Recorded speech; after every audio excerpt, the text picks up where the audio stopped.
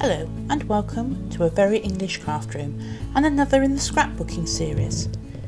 Today we're going to look at Ted's VE Day Party. I did this for day 4 of the Scrap Squad's 12 days of spring scrap lifts and also for Spoonful of Scraps recipe number 13 2021, which was red, white and blue using butterflies, torn paper, Nouveau drops and paint splatters. So for VE Day last year, it was the 75th anniversary of VE Day and we were in lockdown, so we couldn't have street parties. So I dressed some of the bears in this house up in military uniforms and outfits that were red, white and blue, and took their photographs so that I could do a layout like this. However, it's taken me almost a year to get round to doing it.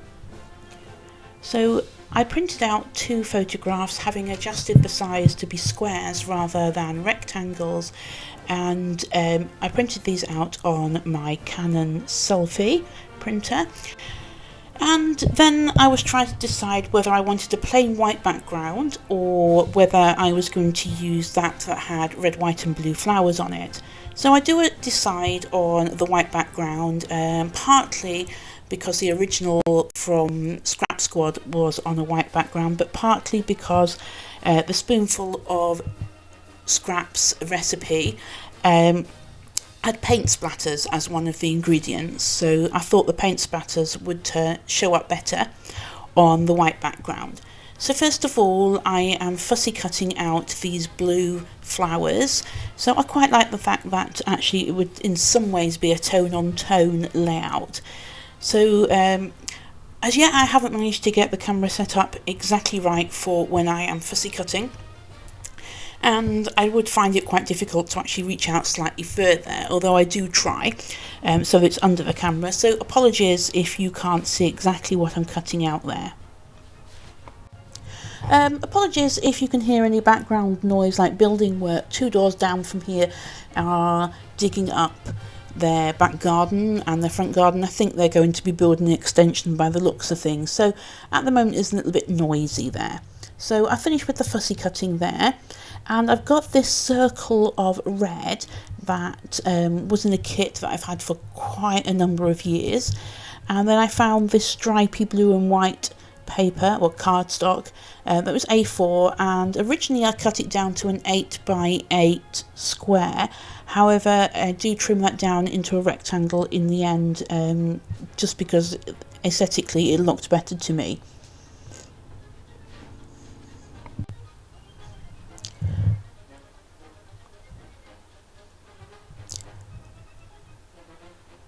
So now I've done the fussy cutting and prepared everything, I'm going to stick it down on there. However, I am going to ink the edges of this rectangle, and I do ink the edges of the circle and various other items as well throughout the layout. So I'm using the T-square there just to make sure that I get it nice and level and as central as possible. Some of it is done by eye, but some of it is done by using the ruler markings on that T-square. However, that is the T-square where I've managed to rub the numbers off by using nail varnish remover on it by accident. Well, actually, it wasn't accident. I did use nail varnish remover on it thinking I would remove the paint that I'd managed to get onto the ruler, without thinking that it would actually remove the markings as well.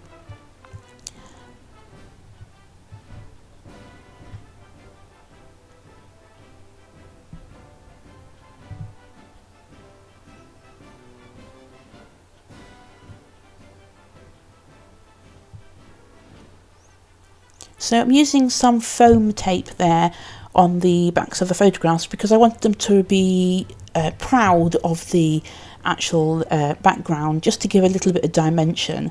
So I do that, and then I decide I'm actually going to mat them with some blue cardstock. So actually it would have been better for me to have put the foam tape underneath the matted, but it gives an interesting effect.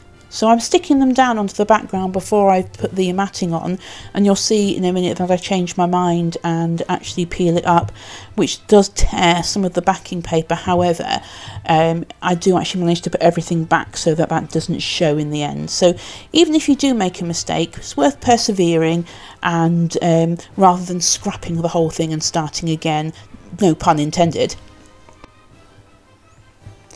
So using the ruler there just to give a rough edge, some paper tearing in a sense, to the edges, because that was part of the recipe for the spoonful of scraps challenge there. So you can see it looks much better with a bit of blue behind there. So just try to decide how I want to position those photographs.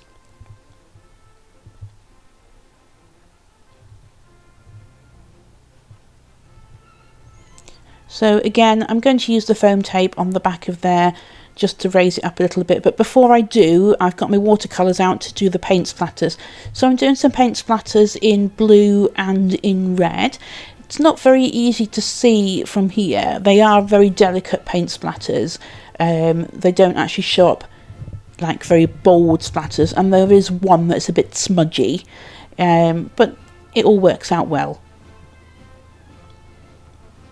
So I wanted to make sure I got enough water mixed in with the watercolour paints to make it splatter, but not enough that it ended up making a big splodgy mess. I also wanted to keep the intensity of the colour, which of course when you water it down too much, it does dilute that colour. So actually I suppose I could have done it with acrylic paint.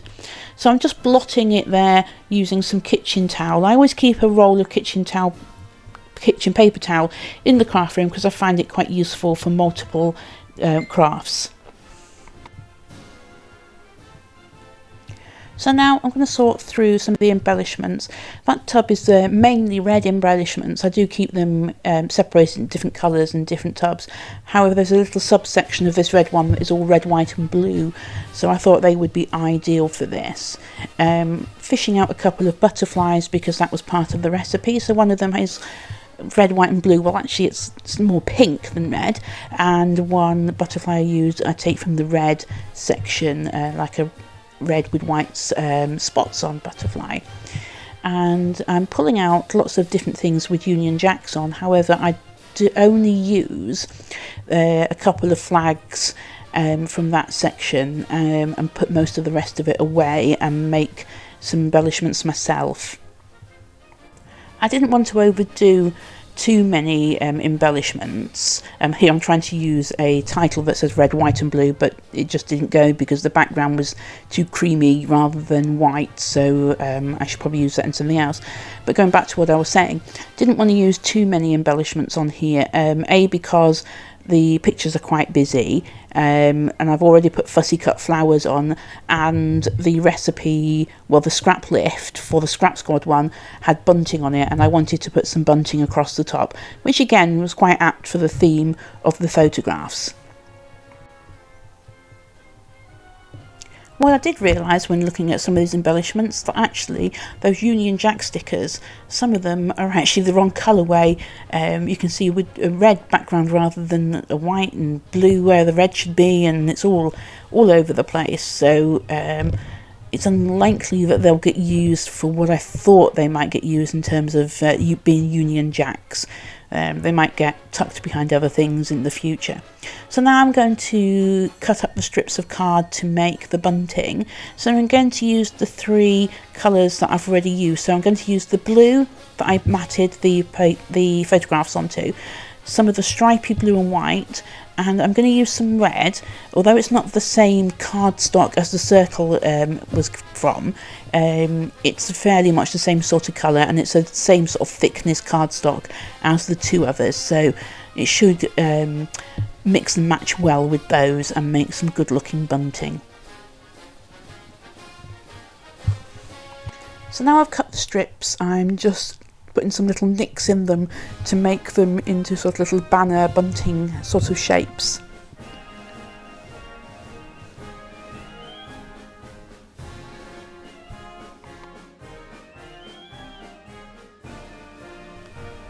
Again, I apologise for any background noise, so now not only are two doors down digging up their garden, etc. Our immediate next door neighbours are now drilling something onto the fence, drilling holes and screwing something to it, so we've got the noise of.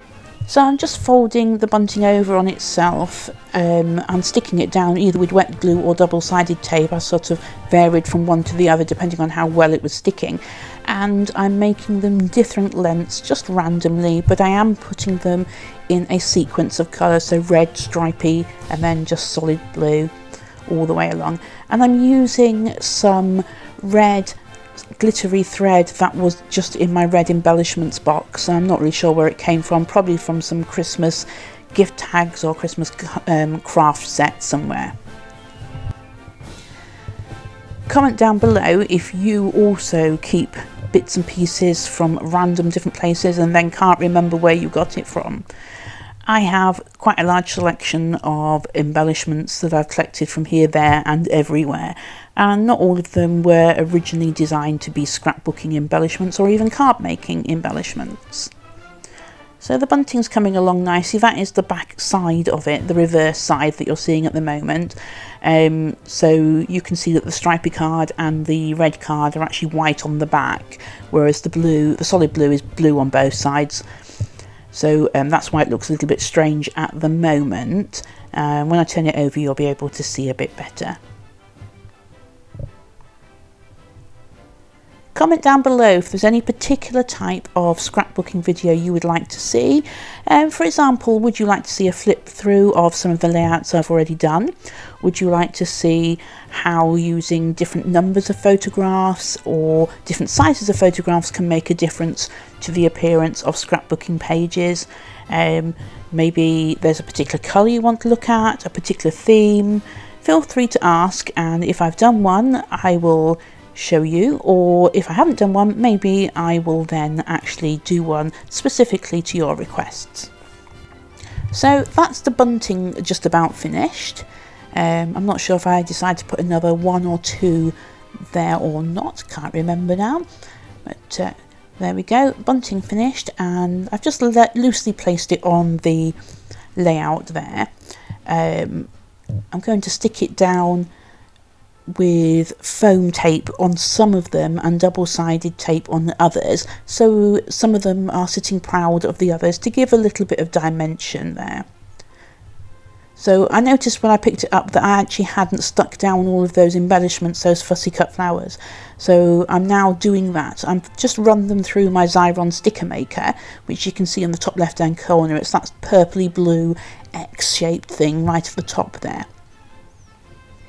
It's something I use quite a lot. I didn't even know it existed until I went to my scrapbooking club, or what you might call a crop, and a couple of the ladies were using them, so instantly went onto Amazon and ordered one, and it was delivered next day, and I really do like it. So in fact, I've got two of them now, just in case that one breaks, and quite a few refills sat in stock, because you can never know when you're going to run out, and it's just typical that you run out when you really need one.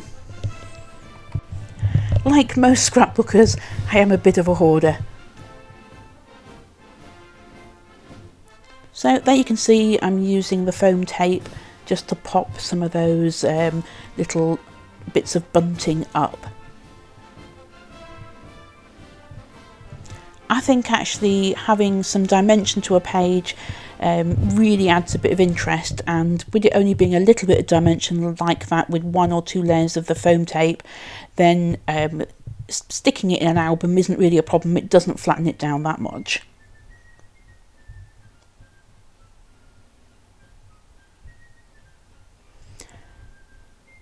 So just using the dental tool there just to make sure that no foam tape is poking out, so I can push it underneath so that you don't see it.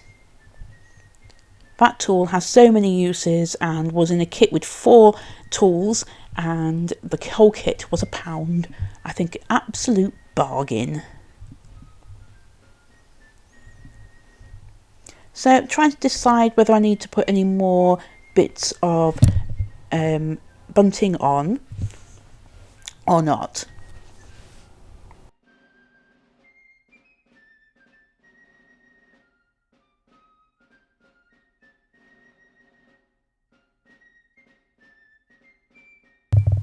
just using some wet glue to anchor the ends of that metallic thread down. I wanted to make it look as if it was some sort of natural curl it had got, rather than too forced.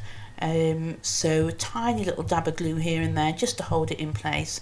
It is actually remarkably strong, that thread, and it kind of wants to keep the kinks and the coils that it had in place in the first place.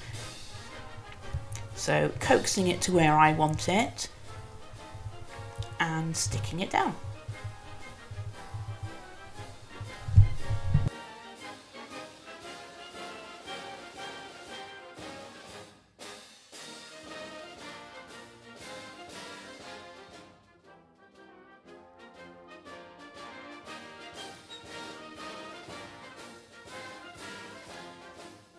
So just using two different colours of Nouveau drops to accent the bunting there. So I used a blue and a clear, which I put on some of the bunting but not all.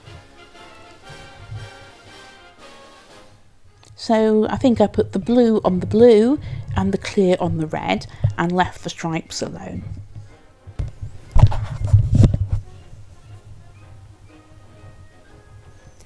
So at that point I thought I'd finished. However, I did decide I wanted to put some journaling on, particularly as there was no title other than the one that's printed on the photograph there. So I wrote out a little bit of journaling on these strips, and I then inked all the edges of all of those, and then I ran them through the Xyron sticker maker there to make them sticky on the back so that I could stick them down. So you see here I'm using the Tim Holtz blue, I can't remember which one it is of the two blues, just to go around the edges. Now this was a messy job and it got all over my fingers, and again I've done it off screen rather than where you can see, and then I need to make sure that they go down into the Xyron sticky maker with the right side up, which sometimes when it's little bits going in they flip themselves over, so you do have to be a little bit careful.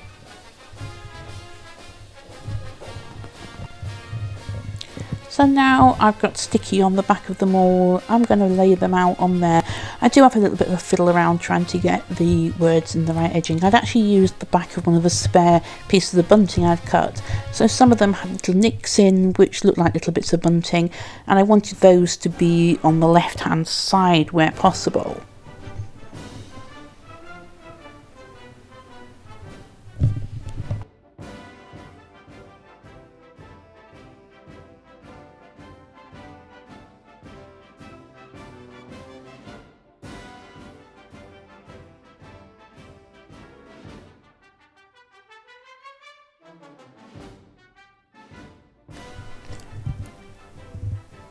And so the last thing to finish this off is a little coil of the red metallic thread there, just to finish the item off, to make it sort of match with the top and coordinate nicely. So again, I was having difficulty because it kept springing back, but eventually I managed to tame it and tack it down with a little bit of wet glue.